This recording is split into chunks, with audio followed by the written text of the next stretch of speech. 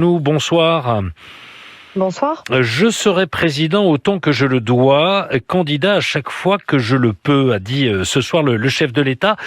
Est-ce que ça ne pose pas un petit problème démocratique à un mois maintenant du premier tour de l'élection présidentielle ? Je crois que ce qui surprendrait les Français, c'est que le président de la République cesse de l'être avant même l'élection présidentielle.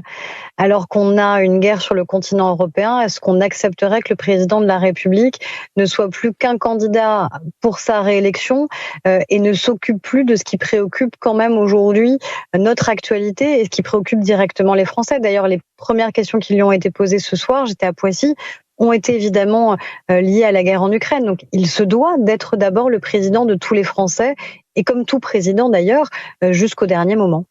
Mais vous savez bien, Aurore Berger, que ses adversaires lui reprochent en même temps cette manière de faire, une façon, selon eux, en tout cas pour le chef de l'État, d'esquiver le débat.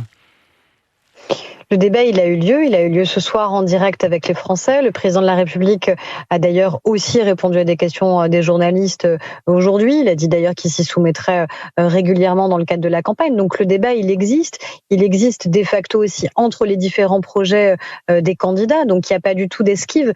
Par contre, on peut, je pense, tous comprendre qu'on a une situation qui est complètement inédite, exceptionnelle, au sens propre du terme, avec ce que l'on vit encore une fois sur notre propre continent, et qu'on ne peut pas se permettre d'avoir un président de la République qui n'assume pas le rôle pour lequel il a été élu et qui reste le sien, quoi qu'il arrive, jusqu'au dernier jour de ce mandat. Il a d'ailleurs confirmé ce soir, Emmanuel Macron, qu'il ne ferait pas de débat avec les autres candidats avant le premier tour. Ses adversaires lui reprochent justement de ne pas vouloir débattre directement et de confronter son bilan. Aucun autre président de la République en exercice ne l'avait jamais fait.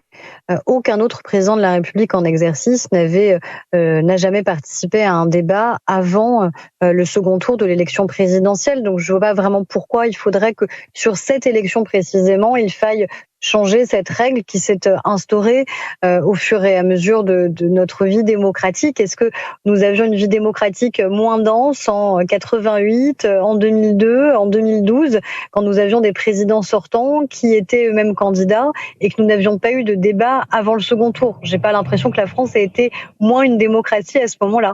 Et je crois que le débat, il doit d'abord avoir lieu, encore une fois, en prise directe avec les Français sur les enjeux qui les concernent directement, et puis par l'intermédiaire de vos questions et donc des journalistes. Aurore Berger, ce soir à Poissy dans les Yvelines, Emmanuel Macron a fait plusieurs propositions, notamment sur le pouvoir d'achat. Faut-il y voir une ébauche de programme? Il y a cette mesure supplémentaire sur les carburants, le gel des tarifs du gaz au-delà du mois de juin, la création d'un chèque alimentaire et puis aussi la suppression de la redevance audiovisuelle. On sait que le pouvoir d'achat est la première préoccupation des Français et qu'elle se manifeste singulièrement en ce moment parce que l'on a une augmentation d'un certain nombre des prix du quotidien. Les prix de l'énergie, donc les annonces du président de la République sur le maintien des tarifs et de la limitation de la hausse des tarifs sur le gaz ou sur l'électricité.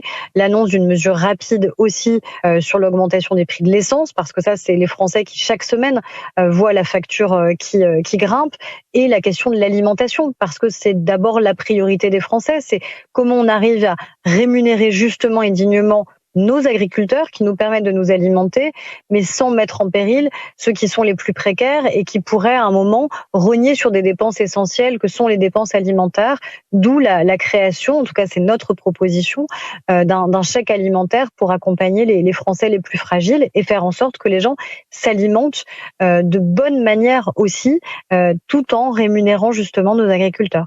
Puisque vous êtes sur France Info, Aurore Berger, Emmanuel Macron a donc annoncé vouloir supprimer la redevance de l'audiovisuel public. Comment financer l'audiovisuel public si l'on supprime justement cette redevance ?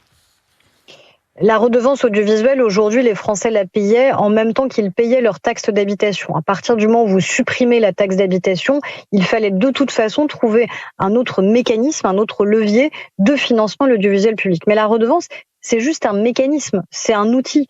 Ça ne dit rien d'une politique publique. Et ça n'est en rien comparable avec les propositions d'autres candidats qui, eux, veulent supprimer l'audiovisuel public, privatiser l'audiovisuel public. Ce n'est en aucun cas le projet qui est le nôtre et le projet du candidat Emmanuel Macron. La question, c'est d'arriver à sécuriser un financement pérenne pour notre audiovisuel public, probablement sur le budget de l'État. C'est ça qui va être défini progressivement dans le projet qu'on présentera. Mais il n'est en aucun cas question d'affaiblir l'audiovisuel public, de privatiser l'audiovisuel public, mais bien au contraire de garantir et de pérenniser ses ressources, puisque de toute façon, le mécanisme qui existait aujourd'hui, la redevance qui était assise sur la taxe d'habitation, de toute façon, devait trouver un autre levier.